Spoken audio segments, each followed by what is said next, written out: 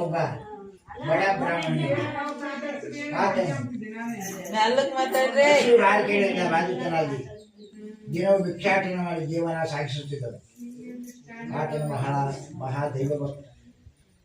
ಅವನ ದೈವ ಪ್ರಾರ್ಥನೆಯನ್ನು ಕಂಡು ಶ್ರೀಮನ್ ಮಹಾವಿಷ್ಣುವು ಪ್ರತ್ಯಕ್ಷನಾಗಿ ರಾಜನ ಮುಂದೆ ನಿಂತು, ಎಲೈ ಬ್ರಾಹ್ಮಣೋತ್ತಮ, ಏತಕ್ಕೋಸ್ಕರ ಭೂಮಿ ಸುತ್ತುತ್ತೀನಿ ಎಂದು ಕೇಳಲು, ಸ್ವಾಮಿ, ನಾನು ಅತ್ಯುದಂತ ಬ್ರಾಹ್ಮಣ, ಭಿಕ್ಷಾರ್ಥವಾಗಿ ತಿರುಗುತ್ತೇನೆ ಎಂದು ಹೇಳಿದಾಗ ಸತ್ಯನ ಸ್ವಾಮಿ, ಎಲೈ ಬ್ರಾಹ್ಮಣೋತ್ತಮನೇ, ನೀನು ಶ್ರೀಮನ್ ಮಹಾವಿಷ್ಣುವನ್ನು ಪೂಜಿಸು.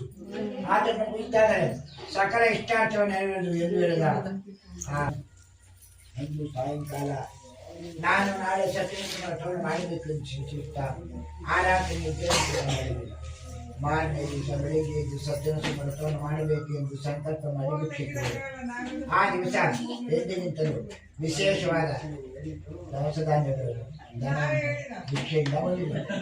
ಆ ಭಿಕ್ಷಾ ಹಣದಿಂದ ಪೂಜಾ ಸಾಮಗ್ರಿಗಳನ್ನು ತೆಗೆದುಕೊಂಡು ಹೋಗಿ ಭಕ್ತಿಪೂರ್ವಕವಾಗಿ ಶ್ರದ್ಧಾವಂತ ಭಕ್ತಿಯುಕ್ತನಾಗಿ ಇಷ್ಟಮಿತ್ರವೃಂದಗಳನ್ನು ಕರೆಸಿ ವ್ರತವನ್ನು ತಪ್ಪದೆ ಮಾಡಿ ನಾನು ಕಡೆಗೆ ವಿಷ್ಣು ಸಾಹಿತ್ಯ ಪಡೆದ ಇಂಥ ಪರಮಶ್ರೇಷ್ಠ ಸತ್ಯನ ವ್ರತವನ್ನು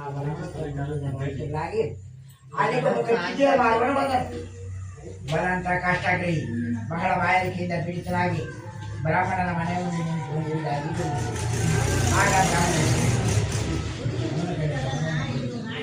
ಇದರಿಂದ ಆ ಕಿಟಕಿಯನ್ನು ತಲೆ ಮೇಲಿದ್ದ ಮರೆಯನ್ನು ಕೆಳಗಿಳಿಸಿ ಬ್ರಾಹ್ಮಣನ ಮನೆಯನ್ನು ಪ್ರವೇಶಿಸಿ ಆತ ಮಾಡುತ್ತಿದ್ದ ಪೂಜೆಯನ್ನು ನೋಡಿ ಏನೋ ಒಂದು ವಿಧವಾದ ಭಕ್ತಿಯುಂಟಾಗಲು ಸಾಷ್ಟಾಂಗವರೆಗೆ ಕುಳಿತುಕೊಂಡು ತೀರ್ಥ ಪ್ರಸಾದ ಸ್ವೀಕರಿಸಿ ಊಟವನ್ನು ಮಾಡಿ ನೀರನ್ನು ಕುಡಿದು ತಾನು ಕೂಡ ಈ ಸತ್ಯನ ವ್ರತವನ್ನು ಮಾಡಬೇಕು ಎಂದು ತಲೆ ಮೇಲೆ ಮರೆಯಿಟ್ಟುಕೊಂಡು ಆ ಪಟ್ಟಣದಲ್ಲಿ ಪುಣ್ಯವಂತರು ಜನಗಳಲ್ಲಿ ಹೋದರು.